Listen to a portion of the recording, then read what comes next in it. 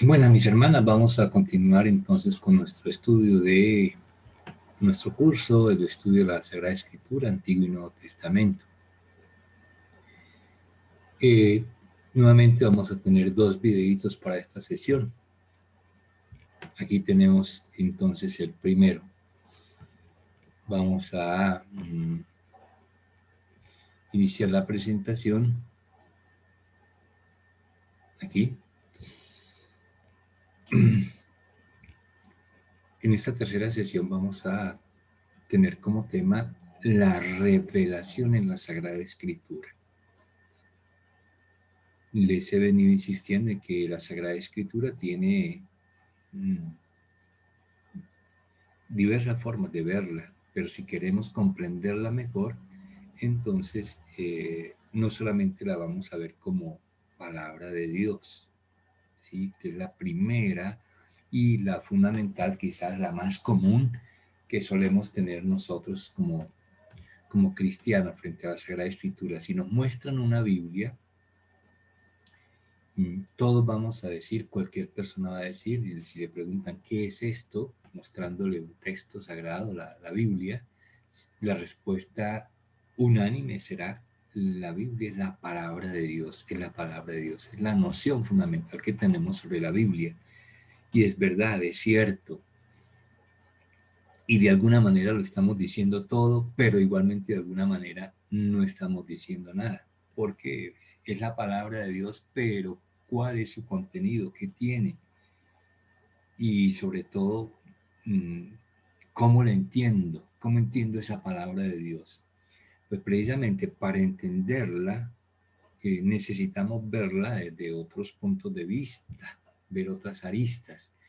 Y la segunda arista, además de la anterior que decíamos, la primera es la Biblia es la palabra de Dios. La segunda es, que nos permite ya avanzar en la comprensión de la Biblia, es ver la Biblia como el libro de la revelación. Esto es fundamental, entender la Biblia así, comprenderla como el libro de la revelación.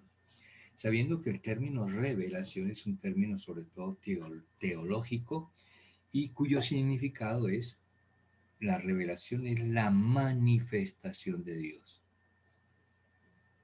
Entonces, como lo formulamos aquí en la pregunta, ¿dónde se encuentra esa revelación, esa manifestación de Dios? O sea, ¿dónde es que Dios se nos da a conocer? Aquí tenemos la respuesta: en la Sagrada Escritura y en la tradición.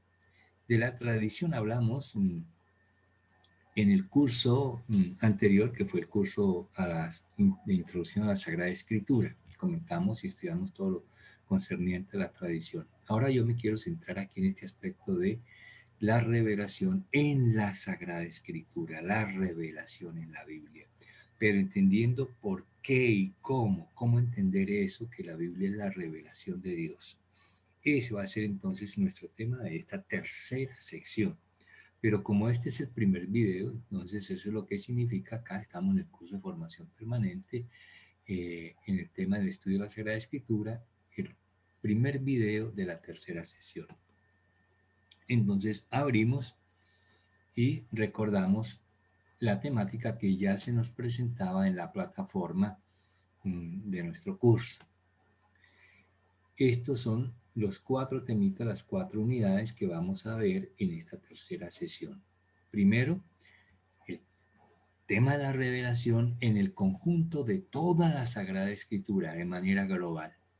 Luego ya nos centraremos en la revelación en el Antiguo Testamento, ¿ve? Porque la pregunta es esa, ¿no? ¿Dónde se encuentra esta revelación? Entonces, en toda la Sagrada Escritura, luego ya más concretamente y de manera específica vamos a ver cómo es esa revelación en el Antiguo Testamento, luego cómo es esa revelación en el Nuevo Testamento, cómo se da, y a medida que vamos avanzando prácticamente vamos entendiendo este cuarto tema, esta cuarta unidad, la revelación, que va concatenada con la historia, va muy ligada a la historia en la relación que hay entre revelación e historia. Así pues, entonces, abordamos el primer tema, la primera unidad, la revelación en general en la Sagrada Escritura, en toda la Sagrada Escritura. Bueno, partimos diciendo primero que la Biblia es parte de nuestra vida religiosa y parte de una religión. Es el libro fundamental de la religión cristiana. Entonces, partimos ahí desde ese punto, las religiones en el mundo, porque no solamente existe la religión cristiana, la religión católica, sino que existen muchas religiones en el mundo. Unas con mayor importancia, con mayor fuerza en el mundo, otras menos, pero vamos a centrarnos en las religiones más grandes en el mundo y dentro de las cuales encontramos la religión cristiana católica. Y les decía entonces cómo dentro del campo y el marco de la religión es fundamental la Biblia. Es el fundamento de nuestra religión, la Biblia. Pero para nuestro caso, el caso de la religión cristiana católica, nuestra Biblia, nuestra Sagrada Escritura, tiene un fundamento muy valioso, muy importante, que vamos a ver la diferencia y la distancia de las demás religiones en el mundo. Y ese elemento es que tiene o está fundamentada en una revelación, el tema de la revelación que vamos a estudiar en esta unidad, la revelación que es la manifestación de Dios y una revelación calificada como histórica, y subrayo la palabra histórica. En los temas anteriores, pues de alguna manera estos elementos van saliendo. Quiero que quede muy claro que la Biblia, porque apareció en la respuesta de algunas de las tareas anteriores, eh, que la Biblia no es ciertamente un libro de historia a manera de texto, pero la Biblia sí es histórica. Es histórica porque lo que está allí consignado eh, obedece a relatos que se dieron en la historia, fueron acontecimientos. Y aquí entonces empezamos a profundizar ese tema. La revelación, que es el fundamento de nuestra Biblia, es una revelación histórica. ¿Y qué significa esto? Que si la revelación es la manifestación de Dios, entonces esta manifestación de Dios se ha dado en la historia, ha sido acontecimientos.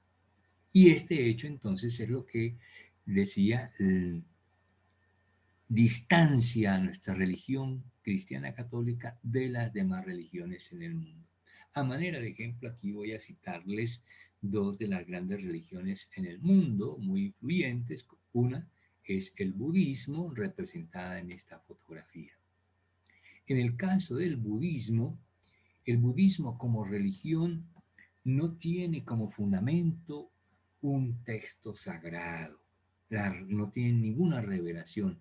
El budismo se fundamenta es en la iluminación, que es una situación netamente humana. Aquí, en el caso que representamos en la fotografía, encontramos entonces a un maestro que supuestamente es el iluminado, ¿sí? Tiene la sabiduría por iluminación, allá por una cosa natural, como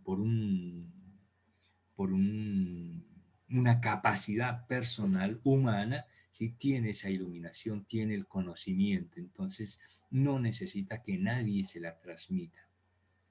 Vemos ya la distancia y la diferencia que hay con la religión católica, que se fundamenta en un texto que es la Biblia, y la Biblia contiene la revelación de Dios que se ha dado. ¿Ven? No es invención, no son imaginaciones, no son imágenes, sino que son hechos concretos de la presencia de Dios en la historia y que se han recogido y se han consignado en la Sagrada Escritura.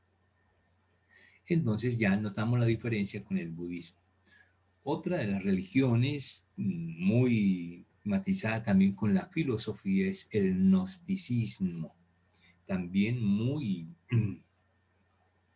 presente en el mundo actual. En el caso del gnosticismo, eh, se maneja como religión un mensaje, ¿sí? Pero ese mensaje no es fruto de una revelación de la divinidad, sino una revelación de un mundo celeste, de un espíritu, de un ser que no se define, no tanto un ser, sino un ente no definido, que transmite a un personaje, a una figura dentro del movimiento, mm, que transmite ese saber, ese conocimiento, como es el caso, en, tenemos aquí en el gnosticismo el caso del famoso Hermes, que maneja eso. La gnosis el gnosis es un término griego que significa en español conocimiento. Un conocimiento allí hermético, o sea, que está envuelto en el misterio, pero que no tiene respuesta, no se puede responder. Por lo tanto, ninguna referencia a una revelación de una divinidad, como en el caso de la religión católica, nuevamente decimos que está fundamentada en la Biblia, es la revelación de Yahvé, la revelación del único y verdadero Dios. Bueno, entonces tenemos nuevamente, para insistir, como en nuestro caso la Biblia está fundamentada en un hecho que es histórico, y como hecho histórico es un hecho perceptible. Y estamos hablando de la revelación de Dios, la manifestación de Dios. Al hacerse acontecimiento en el mundo, ese acontecimiento es perceptible, o sea, lo podemos nosotros apreciar, lo podemos ver, lo podemos palpar, lo podemos conocer. De tal manera que podemos nosotros acceder a esa revelación de Dios a través de unos intermediarios, pero a diferencia del budismo, por ejemplo, no es un iluminado, no es un ser que tiene unas capacidades extraordinarias meramente humanas, ni tampoco como el caso del gnosticismo, que le vienen unas comunicaciones del mundo celeste, pero indefinido, etéreo, no, sino algo real, algo concreto y algo verdadero. Por eso entonces en la Biblia nuestra aparecen esos seres intermediarios, como pueden ser, por ejemplo, los profetas, que vamos a hablar de ellos, como pueden ser los sabios también, que vamos a tratar más adelante. De las religiones en el mundo, de pronto la más cercana, la más parecida, es el islamismo, que tiene, como el cristianismo, un texto básico, sagrado. Para ellos es el Corán. Lo que para nosotros es la Biblia, para ellos es el Corán. Y el Corán está más o menos en la misma línea de nuestra Biblia, porque para ellos el Corán es la manifestación, la revelación también de Dios, y es el mismo Dios nuestro, tan solo que con diferente nombre. En nuestra Biblia el nombre de Dios es Yahvé, y en el Corán el nombre de Dios, que es el mismo, es Alá, pero es el mismo Dios. Por eso entonces hemos advertido en otro momento que, hablando de esto, de las religiones, tres son las grandes religiones en el mundo y que son de carácter monoteísta, que creemos en un solo Dios y que además de ser el único es el verdadero. En su orden de origen, entonces, la primera de ellas es el judaísmo. La segunda es ya nuestro cristianismo y la tercera es el islamismo. Todos, las tres religiones, creemos en el único y verdadero y el mismo Dios, tan solo que con distinto nombre. Bueno, para el caso nuestro, ya centrándonos en nuestra religión cristiana católica, que tiene como fundamento la Biblia, y la Biblia que nos transmite la historia de la revelación, porque la revelación es histórica. Esta revelación que encontramos nosotros en la Biblia fue una revelación que se dio no en un solo evento en el pasado, no, sino en muchos eventos, de tal manera que hablamos así, decimos de esta manera, que la revelación en la Sagrada Escritura tuvo que desarrollarse durante un periodo de 15 y hasta 20 siglos en el tiempo que llevamos hasta el momento.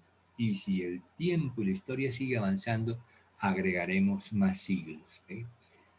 ¿Y esto por qué? Porque la revelación, o sea, la manifestación de Dios en el mundo y en la historia, ha venido siendo progresiva. Dios no se nos dio a conocer de un solo momento.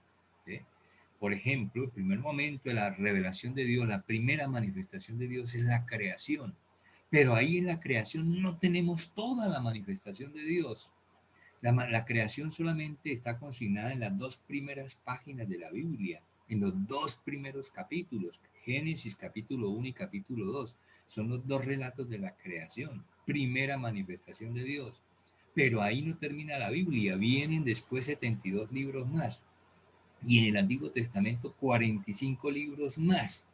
Y todos esos 45 libros traen ese proceso evolutivo de la revelación de Dios. Un Dios que se ha venido manifestando a través del tiempo y en los acontecimientos hasta alcanzar su cumbre, su momento más alto en la revelación de Dios, que es ¿cuál? El momento en que Dios, ese mismo Dios, se nos da a conocer ya ahora de una manera definitiva y completa en la persona de Jesús. Cuando llega el momento de la encarnación, Jesús, el llamado Cristo, el conocido Cristo por nosotros, es el Emmanuel anunciado en el Antiguo Testamento, en el profeta Isaías, que significa Dios con nosotros. Y este momento que estamos diciendo, el momento más alto, el cumbre, el definitivo en la revelación de Dios, advirtiendo que con ello decimos y entendemos que después de este evento, y estamos mencionando también la persona de Cristo como acontecimiento, fíjense en el discurso que traigo, hablo de la persona de Cristo, pero más que como persona, como hecho, como acontecimiento, acontecimiento Jesucristo, el momento que se hace hombre, que se encarna entre nosotros. Decíamos, este es el momento cumbre, el más alto, queriendo advertir con ello también que después de ese evento ya no hay más revelación. Ya no podemos esperar ni podemos pedirle a Dios, exigirle a Dios que se nos manifieste de una manera superior, de una manera más clara, de una manera más definida. Porque volvemos entonces a la escena de esas catequesis formativas que tenía Jesús con sus apóstoles y donde en alguna de esas catequesis, de esas conversaciones, surgió este diálogo. Jesús hablándole de esta revelación, manifestándoseles a ellos. De pronto uno de ellos, Felipe, lo interrumpe para advertirle, maestro, basta ya de discursos, evites esas largas catequesis para hablarnos de Dios. Como tú eres el Mesías, tú eres Dios, pues manifiéstenos, muéstranos al Padre y nos basta. Muéstranos su rostro y nos basta.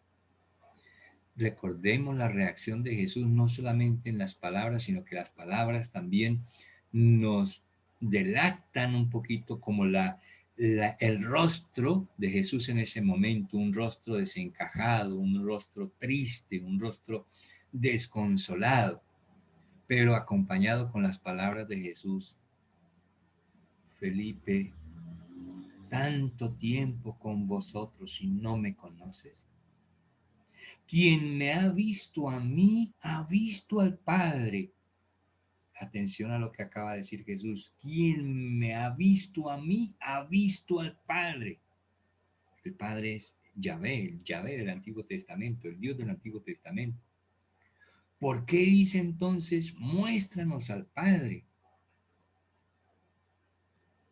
Convirtiéndose esto en una llamada de atención y hasta en un regaño, no solamente para Felipe, sino para los demás apóstoles, y estaban pensando lo mismo. Pero lo claro acá es lo que dice Jesús, quien me ve a mí, ve al Padre, diciendo que Él es la revelación total de Dios. Entonces ya no podemos pedir más. ¿Que habrán más acontecimientos? Sí, pero no en el orden de la revelación. El acontecimiento grande que nos falta es ya el único, es el regreso de Cristo, porque vendrá por segunda vez, no lo anunció, que se iba primero al cielo, pero que regresaría, que volvería. Y estamos en esa espera, en la espera de su regreso, es lo único que nos falta. Pero no vendrá de una manera diferente, no vendrá en otra persona, ¿no? Sino Él mismo, el Cristo, aquel que murió y que resucitó, vendrá para ya darle el culmen a toda la historia de la salvación. Además que de alguna manera también ya Cristo en vida, estando aquí entre nosotros, nos manifestó lo que nosotros anhelamos alcanzar. ¿Y qué es lo que nosotros anhelamos alcanzar? Lo último que nos falta es mm, ver la gloria de Dios, alcanzar la gloria de Dios, estar en la gloria de Dios. Pero recordemos que también la gloria de Dios, Él ya la manifestó estando aquí con nosotros. No solamente con su resurrección, sino incluso antes de su resurrección y antes, en los días previos a su muerte. Estando en el camino hacia Jerusalén y en los evangelios, el camino a Jerusalén en la vida de Jesús es el camino a la cruz, el camino a la pasión, el camino a la muerte. Estando en ese camino, en determinado momento antes de llegar a Jerusalén, Jesús toma aparte a Pedro, a Santiago y a Juan, que se va al monte, al Tabor, y allí se transfigura delante de ellos. ¿Qué es ese acontecimiento de la transfiguración? Ese acontecimiento de la transfiguración significa sencillamente esto, que Jesús les mostró su gloria, la gloria del resucitado, la gloria del Cristo que va a venir para nosotros al final de los tiempos. Ya Él se la anticipó y se la manifestó a ellos. Y a través de ellos llega esa revelación de la gloria de Dios para nosotros. Todo esto forma parte entonces de esa revelación de Dios que estamos diciendo se va dando de manera progresiva desde la creación del mundo hasta su punto culminante, que es Cristo, como lo acabamos de notar acá y de subrayar, y lo resalto aquí con el color celeste.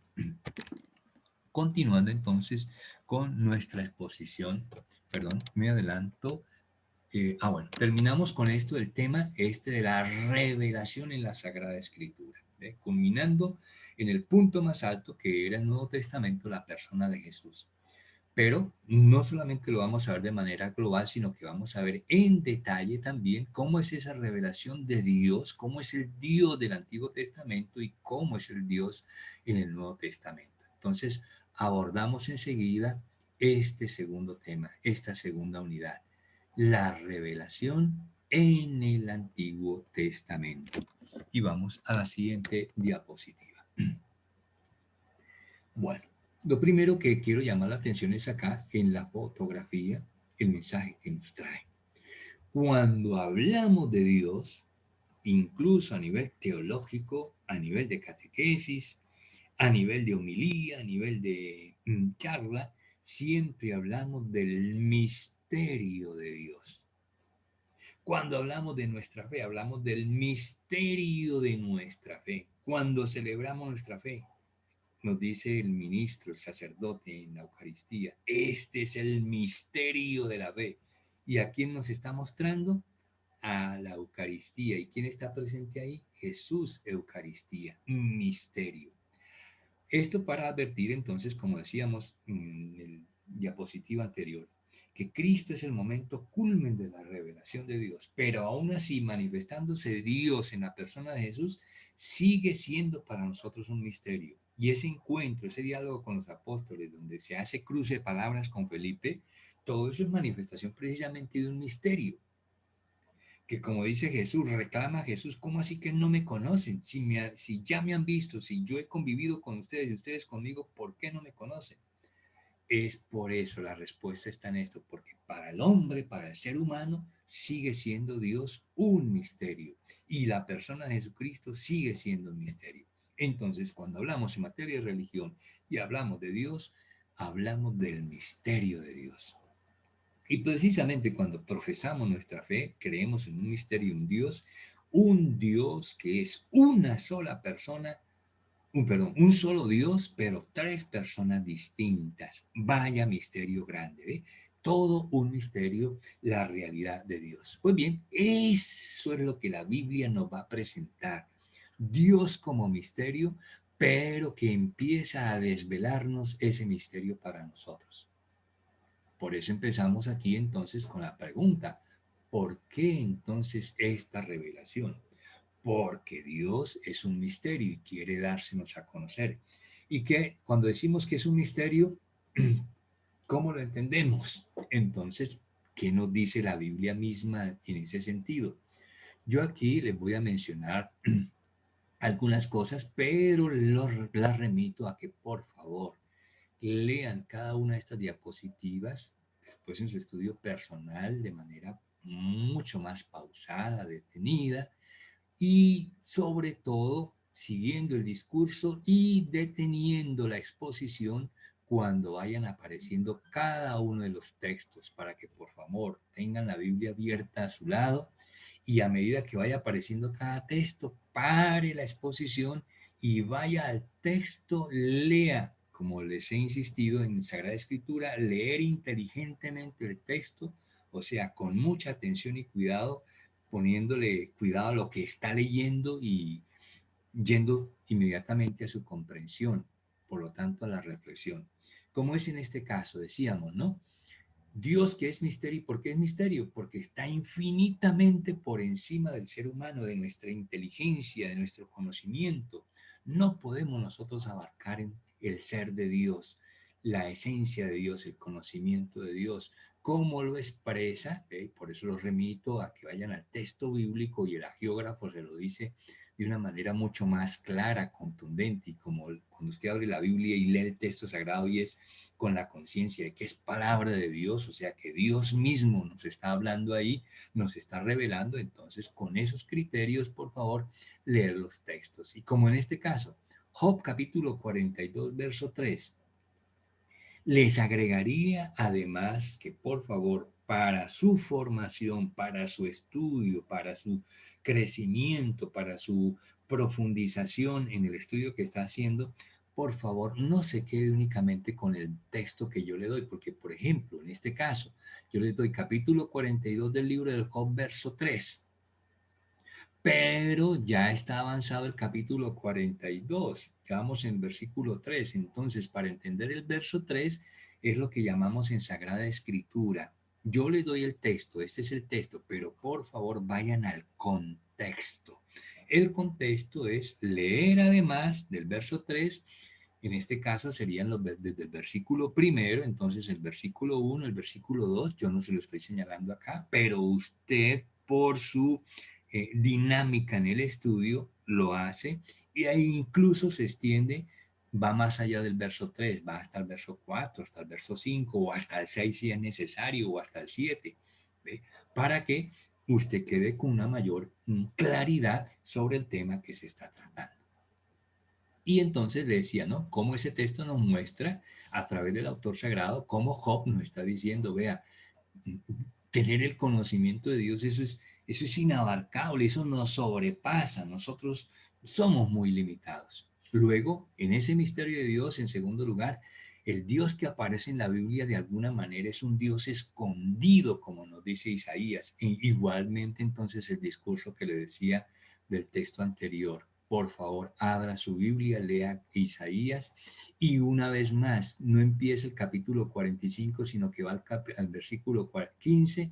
Entonces, por favor, que deténgase también un poquito en el contexto para que usted entienda bien qué es cuál es el sentido del versículo 15 del capítulo 45 y entienda el mensaje de lo que es esta idea, por qué hablamos y por qué la Biblia nos habla de que el Dios del Antiguo Testamento, de que Yahvé es un misterio, porque es un Dios que de alguna manera es un Dios para el hombre escondido, pero que como que asoma la cabeza para que lo vayamos conociendo, para que nos vayamos familiarizando con él. Una tercera idea de este misterio de Dios es que Dios es misterio no solamente en su ser, sino en su designio. ¿Qué es su designio? Es su voluntad. Hemos hablado de que Dios tiene un proyecto, hablando de Dios, tiene un proyecto para la humanidad, un proyecto que está plasmado en la Biblia y aparece como un plan y estamos estudiando como un plan y un plan no cualquiera, sino que es un plan de salvación. Eso es lo que aquí resumimos en una sola palabra, designio, el designio de Dios. Y ese designio también para el hombre se le hace misterioso, como lo dice Amós en el capítulo 3. Y como lo describe luego Proverbios en el capítulo 20, un Dios que dirige los pasos del hombre, ese es el proyecto de Dios, lo está realizando, dirigiendo los pasos del hombre, pero sin que el hombre, o a veces no se da cuenta, o si se da cuenta, no lo entiende, no lo comprende. Caso concreto, un ejemplo, su propia vocación, mi propia vocación. Dios que va conduciendo mis pasos y me tiene en estos caminos y cuando aterrizo y medito en esto, no lo entiendo. Solo lo acepto porque comprendo desde la fe que es el proyecto de Dios para mí. Estas cosas son planteadas ya a nivel de discurso, de lenguaje humano, como los enigmas de nuestra existencia. Están allí plasmados en la misma Sagrada Escritura. Y cuando son enigmas en nuestra existencia, para nosotros nos quedan con conflicto. ¿Por qué no entendemos bien estas cosas? ¿Por qué no las tenemos como muy claras?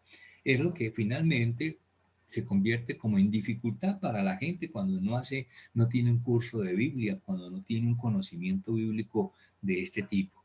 ¿eh? La Biblia se le hace incomprensible. Era uno de los puntos que tratábamos en las dos primeras tareas, en las dos primeras sesiones, en la primera sesión que tuvimos de nuestro curso. Esa era la tarea, ¿no? ¿Cómo ve la gente el Antiguo Testamento? ¿Qué concepto tiene? ¿Qué apreciación tiene? ¿Qué actitud tiene ante el Antiguo Testamento? Y ustedes mismas lo comentaban, ¿no? Indiferencia, eso no es con nosotros, eso no es nuestro, eso es del pasado. Bueno, es por eso, ¿eh? Y porque se les hace también incomprensible, por eso no les llama la atención el Antiguo Testamento. Pero aquí en nuestro estudio entonces ya nos metemos en esas aguas profundas y vamos descubriendo todos estos detalles que van dando luz y claridad a nuestro conocimiento de la palabra de Dios en el Antiguo Testamento. Y en nuestro tema acá, la revelación, el conocimiento de Dios en el Antiguo Testamento. De esta experiencia que estoy diciendo, que experimenta el ser humano como conflicto, esos enigmas en nuestro ser, nos habla de este texto, que es un texto de un salmo. Y ahora nosotros ya entendemos, ya sabemos por estudios previos qué son los salmos. Los salmos no son un texto cualquiera en la Biblia. De alguna manera lo son, pero los salmos son fundamentalmente, como estudiamos, son oraciones, son las oraciones del pueblo judío, es la oración del pueblo judío. Por lo tanto, aquí cuando hablamos del salmo, hablemos del salmista. Aquí el salmista, el orante, en esta oración del Salmo 73, recoge estas cosas y las lleva a la oración. Esto que estamos comentando, cuando el hombre se pone ante el misterio de Dios y se le hace incomprensible. Y lo que estamos aquí entonces diciendo, el hombre no puede hallar por sí mismo, por sus capacidades, claridad sobre estos enigmas que nos plantea la existencia de Dios y luego su manifestación en el mundo a través de la historia. Siguiendo con la Biblia, que es Dios quien nos está hablando a través de los distintos autores sagrados, entonces encontramos otros textos donde se nos advierte que al hombre, por estas circunstancias, le es necesario volverse hacia ese aquel es Yahvé, es el Dios que se nos está revelando, cuyas cosas le son ocultas. Es una invitación que hace, vea, ahora el Deuteronomio, capítulo 29, verso 28 para que a partir de él, volviendo hacia Dios, descubramos esos secretos que no nos es posible a nosotros penetrar. Lo dice luego, más tardíamente, el profeta Daniel en el capítulo 2, versos 17 y 18. Al punto que penetrando en ese conocimiento de Dios, logremos, alcancemos ver su gloria, contemplar la gloria de Dios. Y me detengo aquí en la palabra gloria. ¿Cuántas veces no hablamos, utilizamos nosotros ese término, sobre todo nosotros en el mundo de la vida religiosa, ¿ve? Que estamos nosotros para dar gloria a Dios, que queremos dar gloria a Dios, que mi trabajo, que mi empeño, que mi misión, que mi vocación, todo sea para la gloria de Dios. Y hablo que la gloria de Dios. Pero si nos preguntan, pero por favor un momento, a ver, ¿qué es la gloria de Dios? Nos cuesta expresarla, ¿eh? Es que ni siquiera, ¿eh? Hablamos de ella y no la hemos conocido. Nos referimos a ella y no sabemos qué es. Eso es parte de estos enigmas que están en nosotros y que manejamos y que utilizamos muchas veces sin tener conciencia de ellos. Y eso es lo que están haciendo constancia nuestros autores bíblicos con estos textos que aquí les estoy citando. Ahora Éxodo 33, verso 18. Aclaro, pequeño paréntesis para advertir también una vez más que los textos que yo le digo aquí no son los únicos que hay en la Biblia en torno a cada tema que voy exponiendo. No, son infinidad de textos, tan solo que aquí a manera de ejemplo, ¿sí? Se citan algunos de esa multiplicidad de textos que existen. Bueno, vamos ahora a adentrarnos un poquito más en esa revelación de Dios en el Antiguo Testamento, aterrizando en el cómo. ¿Cómo es que se da esa revelación de Dios en el Antiguo Testamento?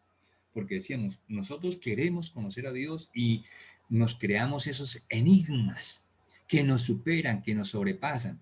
Pero resulta que ya Dios viene, nosotros vamos a buscarlo y Él ya viene de camino.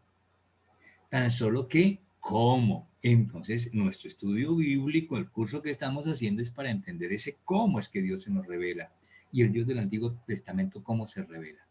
Entonces vamos a ver varios momentos porque hemos advertido, no perdamos de vista que lo que les he dicho, la revelación de Dios es progresiva, no se da de un momento así determinado y totalmente, no, sino que a través del tiempo se va dando. Empezó con la creación, pero la creación solamente en la Biblia son los dos primeros capítulos del Génesis, los dos primeros capítulos de la Biblia. Y los otros 45 libros, entonces, ¿para qué están en la Biblia? Si son revelación, entonces nos van a manifestar diferentes momentos en los cuales Dios se está revelando y se va dando a conocer y el pueblo de Israel, el pueblo de Dios, lo va conociendo. Bueno, ¿cómo ha sido ese proceso?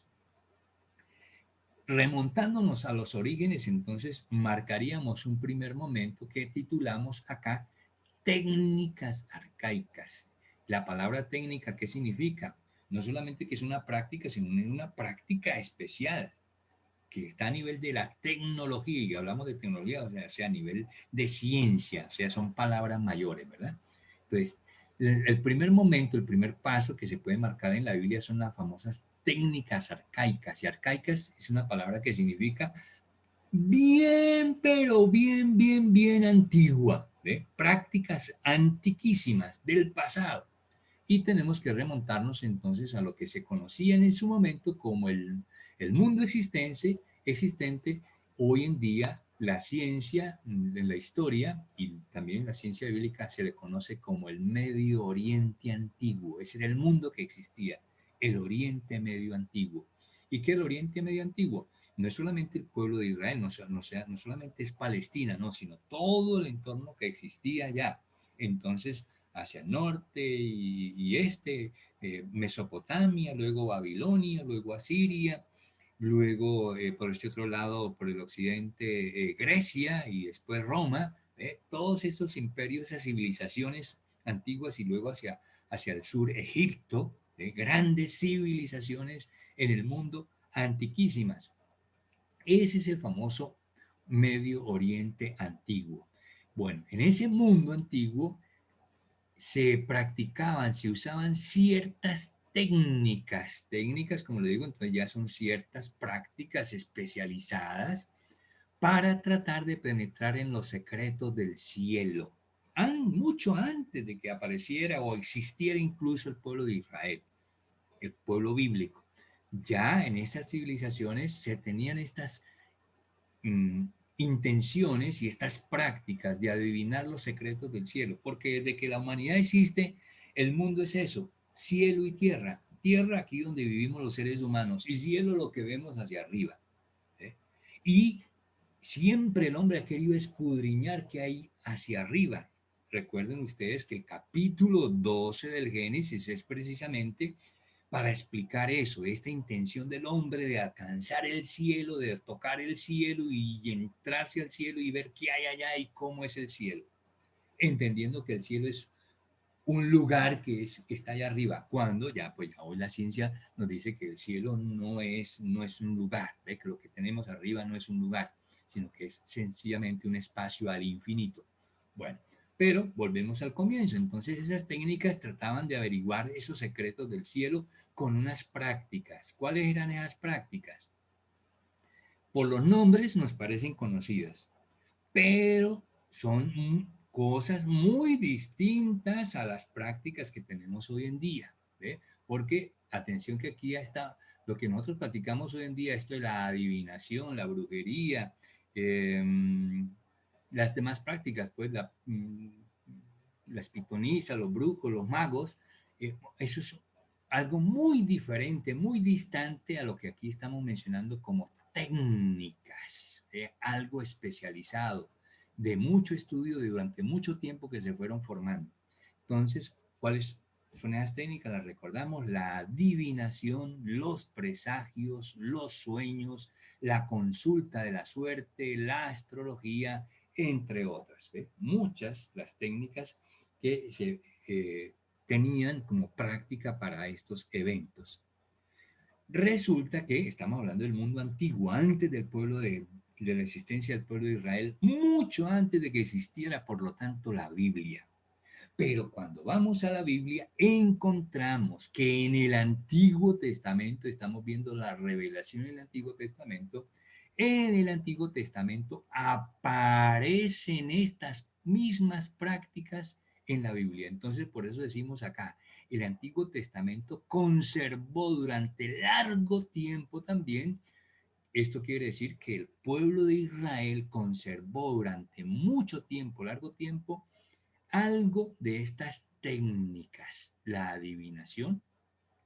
Ahora en los textos que les voy a brindar, a manera de ejemplo de los muchos que hay, van a aparecer estas prácticas en el pueblo de Israel: la adivinación, los presagios, los sueños, la astrología, todo esto.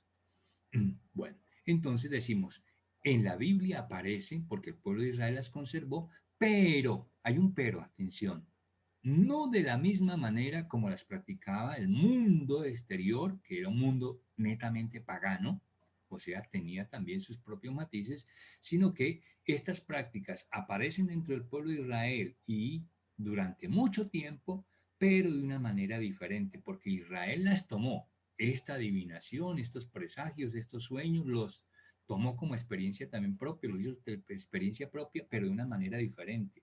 Por eso utilizamos aquí la palabra y lo pongo en azul para resaltarlo. Técnicas que el pueblo de Israel tomó, pero purificándolas, transformándolas de sus, purificándolas de sus adherencias politeístas o meramente mágicas, como era en el mundo pagano, en el mundo exterior. Vea, de estas prácticas entonces aquí ya empiezan a aparecer los textos bíblicos y varios: Levítico, Deuteronomio y algunos textos de Samuel. Insisto, no son los únicos. Hay múltiples cantidad de textos que nos pueden hablar al respecto. Aquí solamente a manera de ejemplo. Y decíamos entonces acá cómo Israel toma esas prácticas, y aquí se nos habla de esas prácticas, pero atribuyéndoles eh, un cierto valor, pero de manera también diferente a como era la práctica en el mundo pagano. Eso es lo que llamamos prácticas ya purificadas. O en el lenguaje nuestro diríamos como prácticas del mundo pagano, pero las cristianizamos, ¿eh? Las cristianizamos. Las hacemos con acento cristiano. Bueno, otros ejemplos en concreto que encontramos de estas primeras técnicas que nos hablan de la primera faceta en la revelación de Dios en el Antiguo Testamento, no perdamos de vista que ese es el tema central, cómo se revela Dios. es la práctica que hacían los sacerdotes del Antiguo Testamento. Los sacerdotes que están en el Antiguo Testamento, el sacerdocio veterotestamentario, consultaban también estas mismas cosas, esto que está aquí a través de la adivinación, lo que se está averiguando en el mundo antiguo, ellos también lo consultaban por medio de estas prácticas con el uso de, y aquí les menciono dos utensilios, dos objetos que utilizaban los sacerdotes en concreto para estas prácticas, para adivinar el futuro. Entonces, unos se llaman los Urim, otros los Tumim. No lo estoy diciendo yo, esto lo dice el texto bíblico que lee la historia, estos acontecimientos, estos eventos. Entonces abren sus Biblias, leen estos textos, Números, Deuteronomio y luego Primera Samuel. Y aquí al costado derecho, en la parte inferior, les traigo una fotografía que representa lo que aquí encuentran ustedes en estos textos. Vean, esta es la figura de un sacerdote del Antiguo Testamento que nos muestra aquí lo que es, cómo era su vestimenta, su indumentaria. Y en ella me detengo únicamente en lo concerniente a nuestro tema, es lo que va aquí en esta parte. Esta parte aquí en la persona es lo que llamamos el pecho. Y ellos aquí llevan unos objetos. Y esos objetos tienen el nombre de pectoral, ¿ve? Porque van al pecho, pectoral. En nuestro sacerdocio, que es el que tienen en caso concreto nuestros obispos, hoy por hoy en nuestra iglesia, ellos tienen como herencia, de este sacerdocio del Antiguo Testamento, pero como hicieron ellos aquí también con el mundo pagano, tomando esas técnicas, purificándolas, también la iglesia ha tomado, ha heredado esto del pectoral del sacerdote judío y lo tienen nuestros obispos. Ellos tienen nuestros obispos cuando están en las ceremonias litúrgicas oficiales, lo que solemos llamar ceremonias. En la indumentaria del obispo, además de la casulla, encima de la casulla, lleva el alma, luego lleva la casulla, encima de la casulla lleva un objeto. Pocos toman como curiosidad y se fijan en ese detalle, el por qué el obispo lleva ese objeto sobre el pecho, porque está colgado, se lo coloca por la cabeza, manera como de collar, pero luego le cuelga sobre el pecho. Ese objeto litúrgicamente se llama pectoral, el que utilizan nuestros obispos, y que se lo da directamente el Papa desde Roma. Ese es el pectoral. Pues bien, vuelvo aquí al sacerdote del Antiguo Testamento. Ellos utilizaban también un pectoral, y en ese pectoral, a los costados, como dice aquí en la gráfica, a los costados del pectoral habían dos piedras preciosas grandes y que emanaban como luz, como destellos de luz. Pues bien, esas dos piedras servían a manera de utensilios y de técnicas para los sacerdotes para discernir sobre el futuro. Hoy diríamos nosotros que, para que me lo entiendan, ¿sí?, que un sacerdote llevara entonces una bolsita al pecho y en esa bolsita cargara un par de dados de estos de jugar parqués. ¿Eh? Y en determinado momento, ante tal circunstancia, saca sus dados, los baraja y los tira, y de acuerdo a cómo salga el dado, lo que marque el dado, entonces hace una interpretación. Esa era la práctica que tenían los sacerdotes con estos famosos Urim y Tumim, que vienen representados aquí en la gráfica, y que de eso les va a hablar a ustedes estos textos. ¿Sí? Y cómo sobre el uso de esos elementos, entonces ellos pronunciaban los oráculos, como aparece aquí luego registrado en estos otros textos. Este era el primer modo, y a través de estas prácticas, entonces, ¿Qué pasaba? Dios se le estaba revelando, era la manera como el sacerdote interpretaba la revelación de Dios, la comunicación de Dios. Es una especie entonces de dados, y los dados hoy en día, ¿para qué los utilizamos? Para echar la suerte, ¿ve? Un echar suertes. Bueno, entonces esa es la primera forma de cómo se revelaba Dios en el Antiguo Testamento. Seguimos en esa pregunta, ¿cómo se revela Dios en el Antiguo Testamento? Entonces viene un segundo momento de manera progresiva. En un primer momento eran las prácticas que permanecieron durante mucho tiempo, decíamos, en el pueblo de Israel y así aparecen en la Biblia. Hasta que llega un momento en que hay presencia de esta figura, de estas figuras en el pueblo de Israel conocida con el nombre de los profetas, ya un término más familiar para nosotros y de mayor conocimiento. Estos profetas, ¿quiénes son? En este orden de la revelación de Dios, son los que nos transmiten a nosotros la palabra de Dios, el mensaje de Dios. Lo que ellos hablan es el mensaje que han recibido de parte de Dios con la misión, con la obligación de transmitirlo al pueblo. ¿Y qué sucede entonces? Que aquí, con esta presencia de los profetas, se superan las anteriores técnicas que estaban siendo utilizadas en el pueblo de Israel para manifestar la revelación de Dios. ¿Ve? Se superan. Esa fue una primera etapa, ya fue etapa superada. Ahora tenemos la revelación de Dios a través de los profetas. Pero viene entonces la pregunta ahora, ¿y cómo se le revela a Dios a los profetas? ¿De qué manera? El cómo. Seguimos con el cómo. Y encontramos entonces en la Biblia y en la historia dos maneras concretas en las cuales, a través de las cuales Dios se les revela, se le manifiesta a los profetas para que luego a través de ellos el pueblo tenga el conocimiento de Dios. ¿Y cuáles son las dos maneras de la revelación? Nuevamente, para el pueblo, para el profeta, son experiencias. Y si son experiencias, son hechos, son acontecimientos. Vean, ¿no?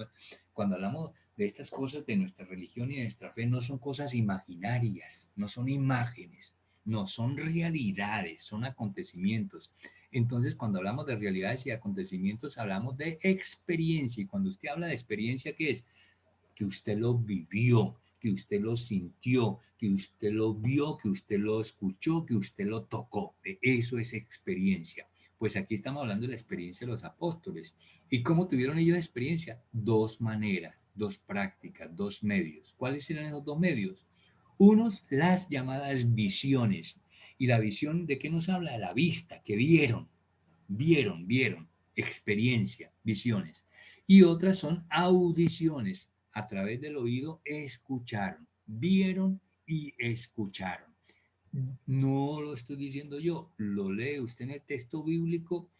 Dentro de los muchos textos, les doy este ejemplo, Números capítulo 23, en esos versículos. Ahora bien, estos profetas tenían estas visiones, pero para ellos estas visiones no quería decir que lo veían todo entonces claramente. Entonces ellos vieron a Dios antes que nosotros. No, ellos tuvieron esas visiones, pero para ellos esas mismas visiones seguían siendo enigmáticas. Y con ello nuevamente volvemos al tema inicial, como decíamos, que cuando tenemos que hablar de Dios, tenemos que hablar de qué, de que Dios es un misterio. Pero un misterio que se nos viene develando, se nos viene dando a conocer a través de todo este proceso. Entonces vamos aquí con las visiones. Entonces decimos, el profeta tiene visiones, pero todavía siguen siendo enigmáticas. No quiere decir que el profeta entonces ve directamente las realidades de Dios, ni el desenvolvimiento de la historia en el futuro. Habla de esas cosas, pero como dirá Jesús en algún momento, hablaron de cosas que ni entendían, ni conocían. Por eso nos dice luego a nosotros, dichosos ustedes que ven lo que estáis viendo y oís lo que estáis oyendo, porque muchos hablaron de mí sin siquiera conocerme. Caso concreto, los profetas. Ahora, los profetas, ¿cómo hablan de estas cosas? Porque las transmiten. Entonces ellos tienen que valerse otros recursos que ya lo descubren ellos, que son los famosos símbolos. Símbolos que son imágenes que están en medio del pueblo, que vienen ya, forman parte del acervo cultural o religioso del pueblo, o que ellos también ya las crean, son ya de iniciativa propia, creadas de manera original por ellos, como están aquí en estos dos casos, en los dos ejemplos, los textos correspondientes también para cada caso. Símbolos del acervo cultural y religioso del pueblo o símbolos creados por el profeta en concreto, como aquí Amós y luego Jeremías y luego Ezequiel. Gran riqueza de textos que les va a servir, les va a ayudar mucho a ustedes si hacen la dinámica que les he recomendado. Detener la grabación y detenerse, por favor, en el estudio, no solamente la lectura, no, sino el estudio de cada texto bíblico, y les he dado una buena cantidad de textos bíblicos. Entonces, por favor, estamos viendo cómo se revela Dios en el Antiguo Testamento. Ya vimos, el primer momento fue a través de prácticas, ¿sí?, mágicas. Ahora, segundo momento, la revelación profética. Vamos a un tercer momento de manera progresiva. Cuando hablamos de los profetas, entonces hablábamos de las personas, pero hablamos de todo un periodo, como lo estudiamos en el curso anterior. Sí, el movimiento profético fue extenso en el pueblo, en la historia del pueblo de Israel. Nada más el movimiento bíblico profético fue de 11 siglos, pero cruza esa frontera, va mucho más allá del movimiento bíblico. Bueno, después de los profetas, entonces, hubo un momento en que los profetas se silenciaron. Y después de ese silencio, entonces, un silencio de aproximadamente 200 años, después de ese silencio, entonces surgen unas nuevas figuras que son los llamados y conocidos sabios, y se le llaman los sabios de Israel. Aquí está la portada de un libro que hace un estudio precisamente de ese tema, única y exclusivamente los sabios en Israel. Y cuando hablamos de los sabios de Israel, entonces tenemos que hablar de su obra, que es la sabiduría. Aquí lo tenemos entonces la sabiduría como el tercer momento, como Dios se le revela al pueblo de Israel, como Dios se nos revela en la Biblia, en el Antiguo Testamento, a través de la sabiduría. ¿Y qué es la sabiduría? La anterior era la profecía, ya entendíamos cómo fue la profecía. Hablemos de la sabiduría. ¿Cómo se da la sabiduría? ¿Cómo acceden estos sabios, estos personajes a la sabiduría y que los hace, por lo tanto, sabios? Entonces aquí lo tenemos, los sabios, a diferencia de los profetas, el proceso anterior, el momento anterior, los sabios no nos presentan su doctrina como resultado de una revelación directa. Los sabios no recibieron esta sabiduría directamente de Dios, como la recibieron de los profetas, que fueron visiones y audiciones. Aquí el sabio no tiene ninguna revelación de esa, ni visión ni audición. ¿Cómo llega el sabio a esa sabiduría? Llega a través de la llamada reflexión humana, o sea, ese ejercicio nuestro, ¿eh?, que es la meditación, la reflexión, el uso de nuestra mente, de nuestra memoria, de nuestra inteligencia, o sea, capacidades netamente humanas. De esto nos habla Proverbios capítulo 2 y luego Proverbios capítulo 8, con esos versículos que están ahí asignados. Pero atención, que con esto no estamos diciendo entonces que la sabiduría que está en la Biblia es algo meramente humano, es una obra fruto de la inteligencia y del pensamiento humano. No. ¿Por qué? Porque la misma Biblia, el mismo movimiento sapiencial o los mismos sabios nos muestran que esa sabiduría ha sido para ellos un don de Dios, y lo resalto aquí en azul.